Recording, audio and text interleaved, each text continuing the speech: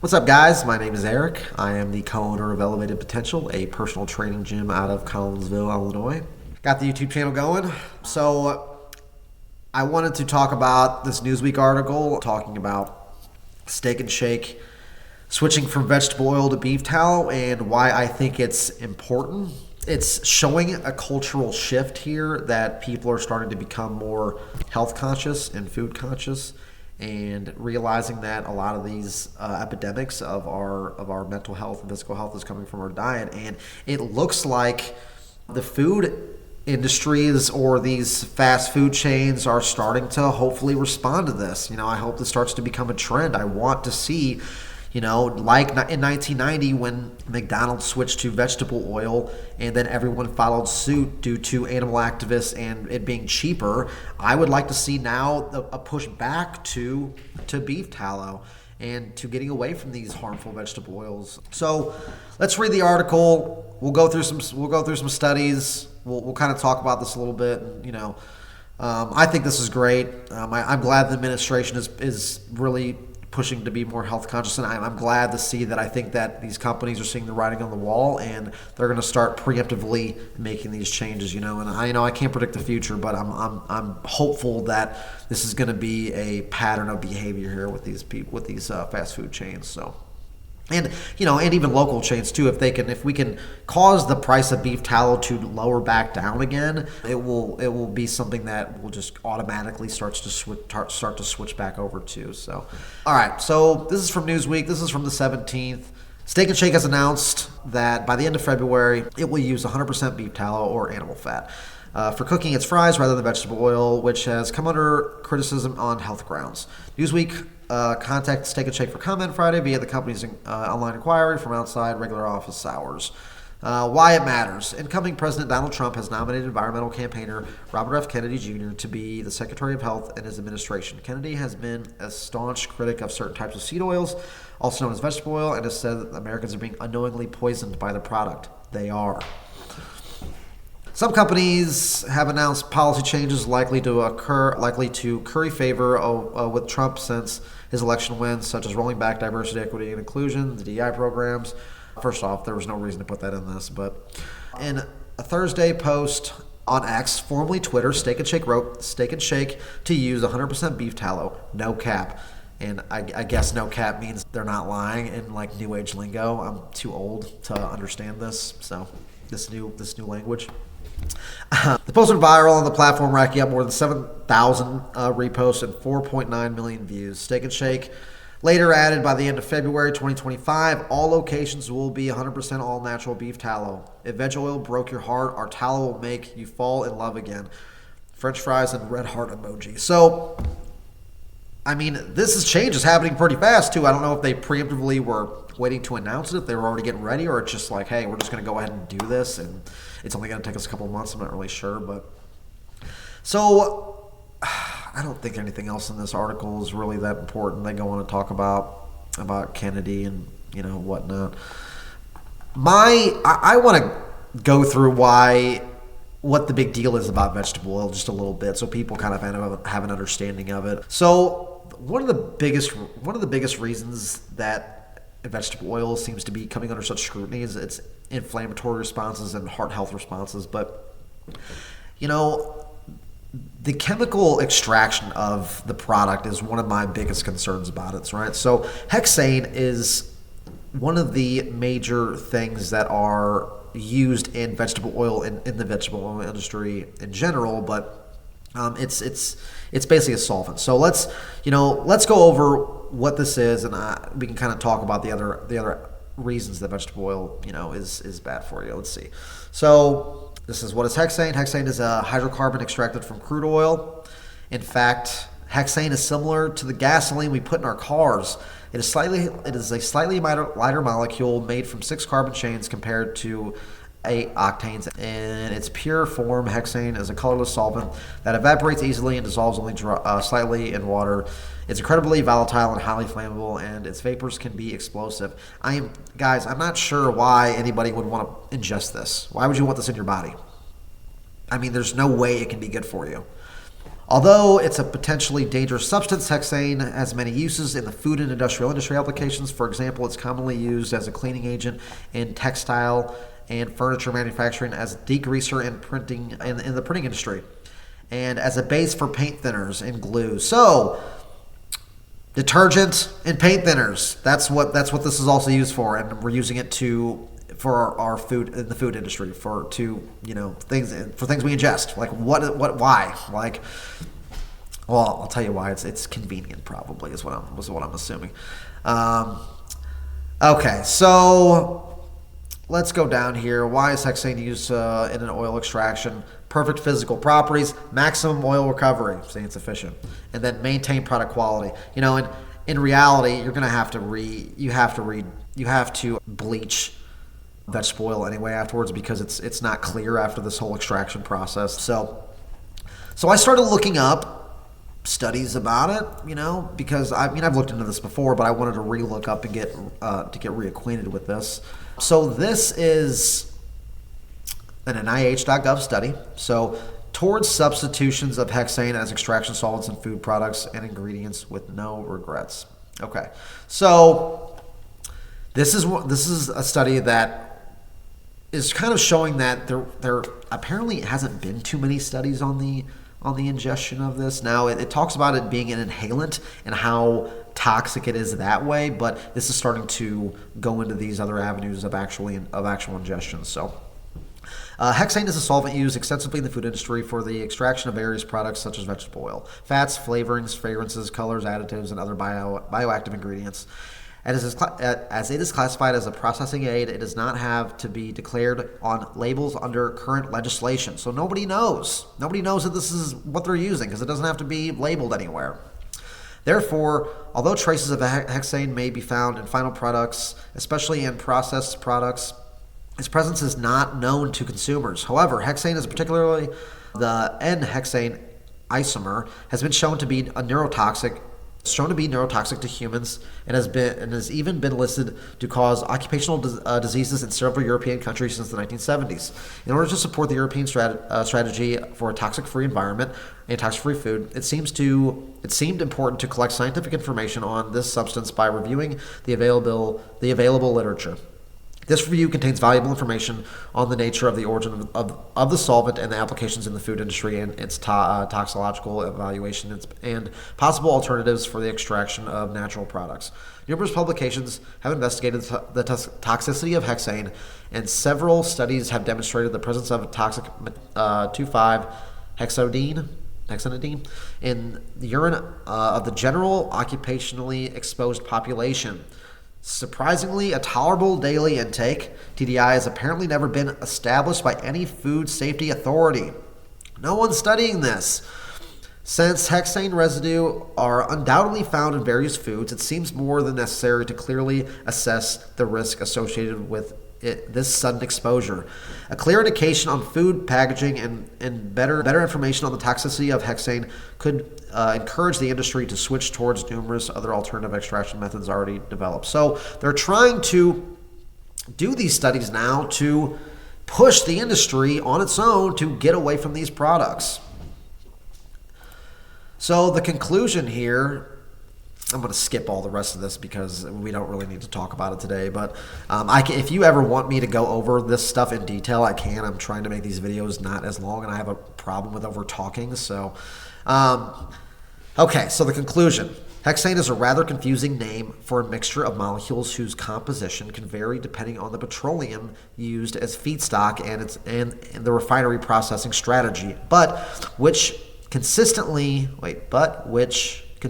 mainly of N-hexane, and it contains impurities such as benzene. Okay, remember that, benzene. The demand for the solvent is increasing year by year. It has a wide range of applications. The predominant industrial use in the food industry is in particular for the production of vegetable oils, flavoring and fragrances. Okay, this is basically what we saw earlier. Although the human toxicity of hexane was reported several decades ago by inhaling it, not actually by ingesting it, right? There are only a few studies that allow preliminary determinations of the oral reference dose and inhalation reference concentration Furthermore, these studies are associated with intermediate underestimated, and it is well documented that the toxicity of hexane is mainly due to its major metabolite, 2.5 hexane. The toxicity of hexane to the nervous system and reproductive systems have been demonstrated in several studies. In addition, recent studies have suggested new toxic effects of this solvent, including a possible link between exposure to hexane and Parkinson's disease or endocrine disruption. Moreover, in urine is not detected in workers occupationally exposed to hexane, but is more readily found in general population. And environmental microexposure to hexane cannot be ruled out. Exposure through ingestion of residues in food should be considered. Residual amounts of hexane have been reported in various foods, especially vegetable oils. Since vegetable oils have a wide variety of food applications, cumulative exposures to hexane residues may occur. Although oils with hexane concentration of less than 1 milligram/kilogram are legally compliant in the EU, the few studies on the effect of chronic oral hexane intake do not provide solid scientific evidence that the intake of low levels of hexane over a prolonged period of time is safe for humans. Yeah, but the problem is with that statement right there is that it is in everything. These vegetable oils are in everything, and people are dosing themselves all day long, and they do not even realize it. It is not that it's just in your fried foods. So even if you cut out fried foods, it is in, if you go to McDonald's, it's in your bread. The cheese isn't real cheese. It's in your mayo. Like, it's in your salad dressing. Like, you're getting it small doses or large doses of this all day unknowingly. And that's the big issue. Like, yeah, the studies show like, well, poison is in the dose. As long as you don't eat too much of it, you're probably not going to die. The problem is people are eating it 1,000 times the amount that they're studying for it. Okay, anyway, therefore we hope that this review will support the updated reevaluation of the use of hexane in food by the authorities. There are several alternatives to hexane. Okay, so they admit that it's got health issues, okay? They also admit that it contains impurities such as benzene. Well, and if you look up right here, there it is, benzene. Well, guys, I know that there are a ton of studies on benzene already, so let's pull that up. Let's see, this is a study on benzene, also on NIH. Eating foods or drinking liquids containing high levels of benzene can cause vomiting, irritation of the stomach, dizziness, sleepiness, convulsives, rapid heart rate, coma, and death. Benzene, and then I'm going to skip around. I'm not going to read all this. I'm just going to read the top lines. But benzene causes problems in the blood. People who breathe benzene for long periods of time may experience harmful effects of tissues in the form of the blood cells, especially the bone marrow. Long-term exposure to benzene can cause cancer of the blood-forming organs. This condition is called leukemia. Exposure to benzene has been associated with the development of a particular type of leukemia called acute myeloid leukemia. Okay. Exposure to benzene may be harmful to the reproductive organs. Some women workers who breathe high levels of benzene for many months had irregular menstrual periods. When examined, these women showed a decrease of the size of their ovaries. However, the exact exposure is unknown. Okay. So, and the last line is, we do not know what human health effects might occur after long-term exposure to food and water contamination with benzene. In animals, exposure to food and water contaminated with benzene can damage the blood and immune system and cause cancer. So, there's not enough studies, guys, but it doesn't really take a rocket scientist to read this and see that we should not be ingesting these things. They are not good for us for many different reasons. These chemicals are obviously sticking with the food, otherwise the concerns wouldn't be here. If I go back to the second page here, under the concerns over hexane, it says right there that it still may contain trace amounts, which you just read, but this says, however, the U.S. and Food and Drug Administration does not currently monitor or regulate hexane residue in foods. It only limits how much hexane can be found in fish protein, hop extract, and spice resins. Yes, it's in your spices too. The cumulative effects of hexane exposure and consumption, even in trace amounts, remains relatively unknown. So, There's no regulation on this in the States, in America. You can just put as much, they're not studying this stuff, guys. And if it's connected to benzene, which they have studied in animals and is showing like health effects, there's no reason that we should be ingesting it. Now, that's the chemical side of it. All right, now here's the general health side of it. This is another NIH. This is talking about oils that are heated in temperature and lowering back down. Vegetable oil is one of the essential dietary components in daily food consumption. However, the benefits of vegetable oil can be deteriorated by repeated heating, and that leads to lipid oxidation. And oxidation is just how oxygen reacts to something. I compare it to rust on steel. The practice of using heated cooking oil is not uncommon, as it will reduce the cost of food preparation. Thermal oxidation yields new functional groups which may be potentially hazardous to cardiovascular health. Prolonged consumption of the repeatedly heated oil has been shown to increase blood pressure and total cholesterol, cause vascular inflammation as well as vascular changes, which predispose to, I cannot say that word, I'm going to butcher it, but it basically is, damage to the arteries. That's what that word is right there. The harmful effects of heated oils is attributed to products generated by lipid oxidation during heating process. So basically what they're talking about is when you go to get something fried at McDonald's or whatever other fast food or bar that you're at, the oil is heated up during the day and then it cools down at night and then heated up again the next day and then cools down. They do that for about 4 days before they end up cleaning it. But that process alone just destroys the oil by itself.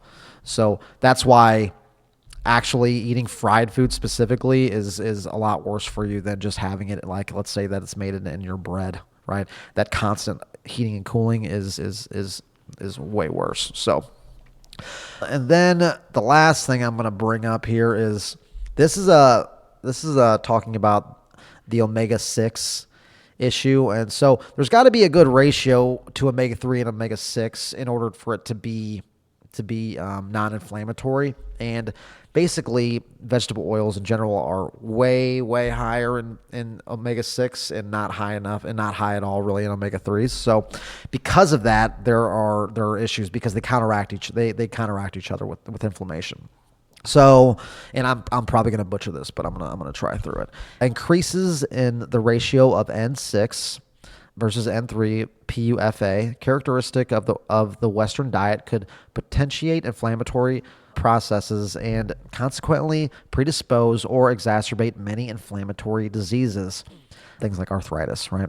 So the change in ratio and increase in N6 PUFA consumption change the production of important mediators and regulators of inflammation and immune response towards pro-inflammatory profile. Chronic conditions such as CVD, diabetes, obesity, rheumatoid arthritis, and IBD are all associated with increased production of PGE, TBG, I don't know if all these matters, IL-6, whereby the production of these factors increases with increased dietary intake of N6-PUFA. Oh, this increases these other ones, okay, these other acronyms. So the omega-6 increases the other acronyms, okay. And decreased dietary intake of N3-PUFA. In conclusion, the unbalanced dietary consumption of N6 versus N3-PUFA is detrimental to human health. And so the impact of dietary supplementation with N3-PUFA upon the evaluation of inflammatory diseases, more specifically NAFLD, needs to be more thoroughly investigated. So they're basically just saying here, like I said earlier, that omega-6 polyunsaturated fats, if there's too high of a ratio compared to omega-3 and saturated fats, like it's just going to cause major inflammation and promote inflammation with these other diseases. And I'm assuming these are all the acronyms for the other diseases, but so there's plenty of evidence against these on multiple fronts, right? On the fact that they're using chemicals to extract them, the fact that they're being used in vats being heated and cooled constantly, the fact that they're just by itself is just, it's just high in omega-6 fatty acids, which just aren't good for you. And the fact that we are consuming these things probably 1,000 times more a day than we should be, and unknowingly dosing ourselves. And I've looked at thousands of food labels. I'm telling you, it is in everything. It's in 80% of boxed foods. I would say probably more like 90, but I'm being kind of generous to it. But I've looked at these labels myself over the years just for my own knowledge, and finding things. I made a category list of foods now that don't have it, so we can keep track, basically. But so, why is beef tallow better? Well, it's just, there's nothing to it. One, it's beef tallow is just rendered beef fats. All right, so they just take. So this is what it says. Beef tallow is rendered from fat from cattle, often derived from suet, the hard saturated fat found around in a steer's kidney. Okay, so all they do to it is they heat it up to a certain temperature, and then they filter it out, and that's it, and it's ready to go. It's good for your skin. They use it in candles. Like it's mainly in beauty products. A lot of people seem to know about it as far as like being in beauty products. Had no idea that it used to be the main cooking agent as for fried foods. So, I'm gonna once again call this a win. The fact that Steak and Shake is changing, and I'm really hoping that this is going to we're going to see a pattern of behavior here with these other food industries and these other fast food chains, and hopefully they'll I really do think that this one change could probably lower health problems by at least 40% across the board. I really do, and I know that's probably sounds ridiculous, but if you knew how many people were consuming fried foods on a constant basis, cooked in this oil, man. I've worked in food industries. It is. These people are. It's in every meal. Every time you go to get a burger, you're getting fries with it. Besides the fact that it's in the bread, and if you're going to a lot of places that it's in the condiments, it's in the cheese. It's because you're not getting real cheese. But even if you're staying clean, but maybe you're just eating fries, that's usually everybody's meal when they're eating out for the most part. So. Okay, that's all I got. So like and subscribe, and I'll be putting out a new video here soon, probably within like a week or so. All right. Have a good day.